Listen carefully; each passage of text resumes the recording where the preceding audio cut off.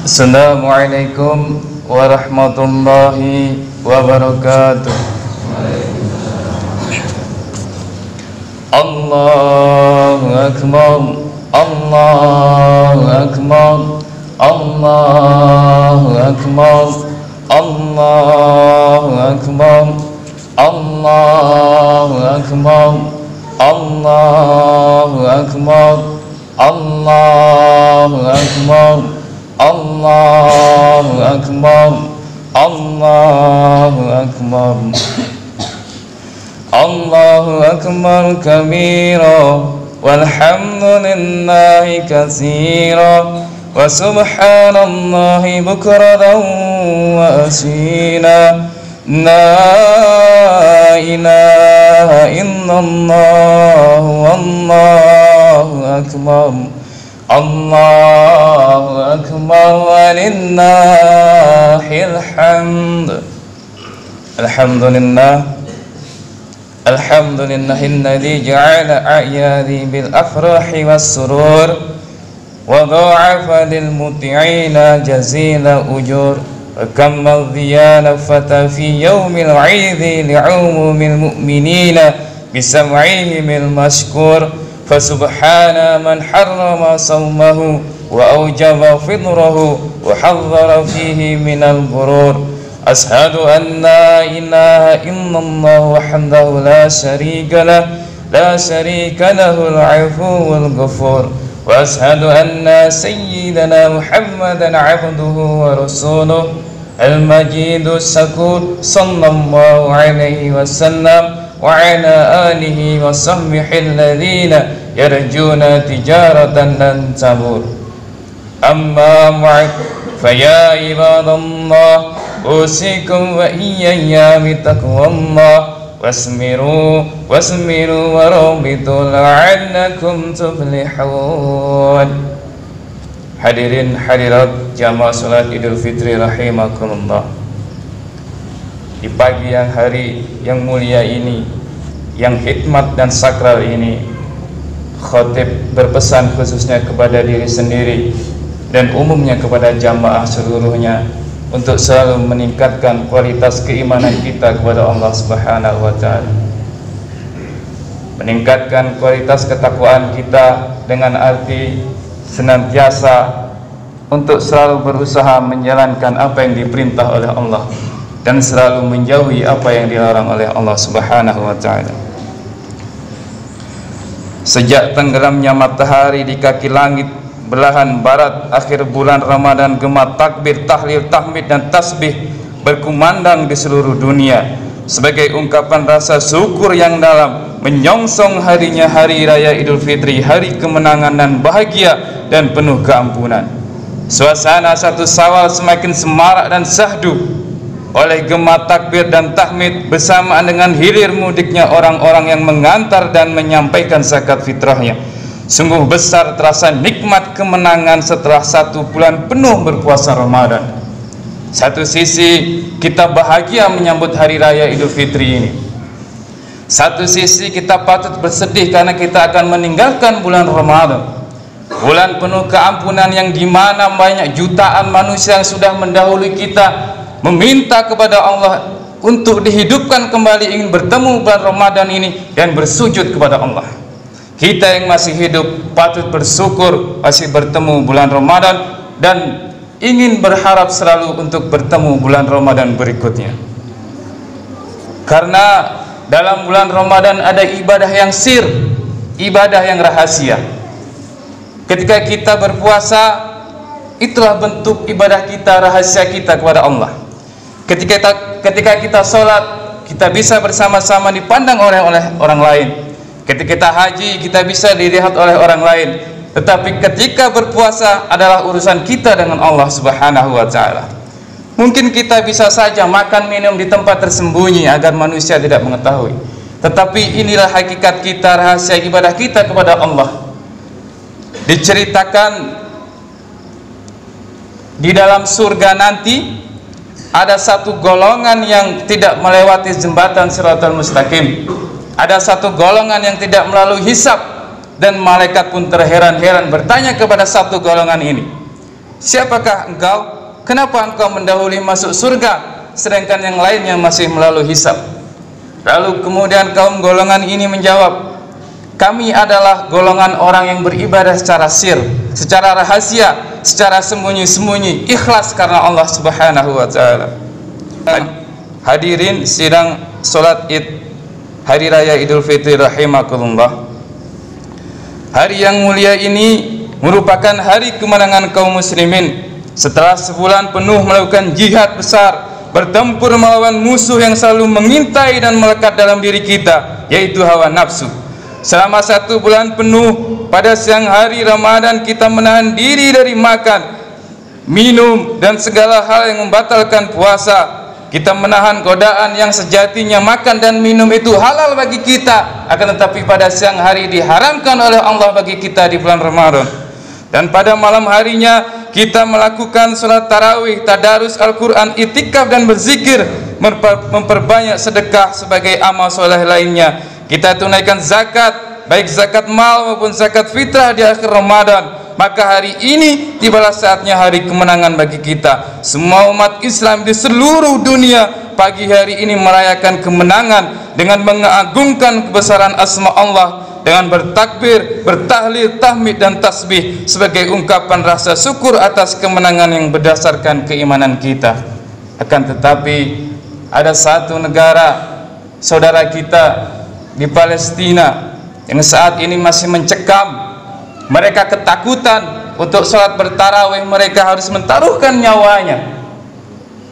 Ketika kita diberikan nikmat aman di dalam negara kita, di daerah kita, kita patut bersyukur. Di sana ada saudara kita, saudara sesama Islam. Untuk keluar rumah saja mereka dalam ketakutan. Bayangkan anak-anak kecil yang seharusnya bermain, mereka harus melawan suara-suara yang ia takuti. Untuk keluar rumah saja mereka dalam keadaan ketakutan.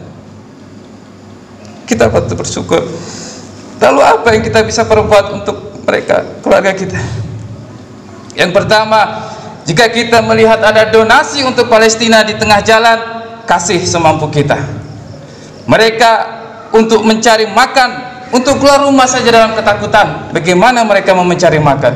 Yang kedua, semampu kita doakan saudara kita di Palestina agar segera mungkin dibebaskan oleh Allah Subhanahu wa taala, dimerdekakan oleh Allah Subhanahu wa taala, agar mampu ke depannya beribadah dengan hikmat seperti yang kita rasakan ini. Hadirin jamaah salat Idul Fitri rahimakumullah.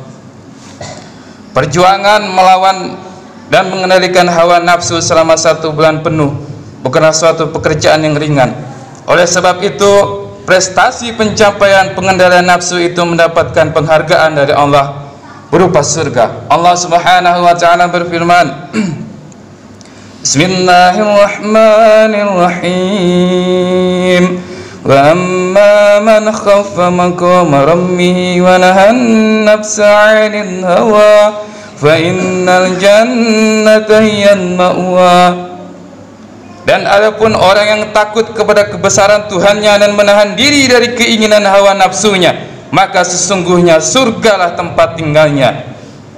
Dan sebaliknya, orang yang tidak mampu melawan dan mengendalikan diri hawa nafsu, hidupnya selalu diperbudak oleh hawa nafsunya dan melampaui batas, maka dia akan mendapatkan tempat yang paling hina serendah-rendahnya di dalam neraka.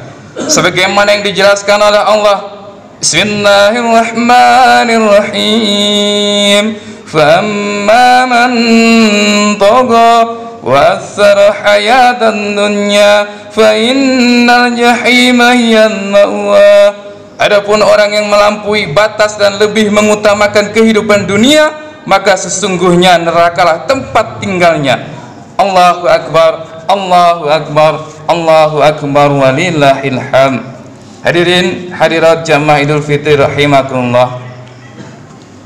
Perlu kita ketahui tekad dan janji iblis untuk menggoda manusia telah diikrarkan di depan Tuhan setelah dia diusir dari surga dan mendapatkan laknat Allah sampai hari kiamat. Dengan segala kelicikan dan kecurasannya, ia akan selalu menggoda anak turun Adam sampai di akhir kiamat.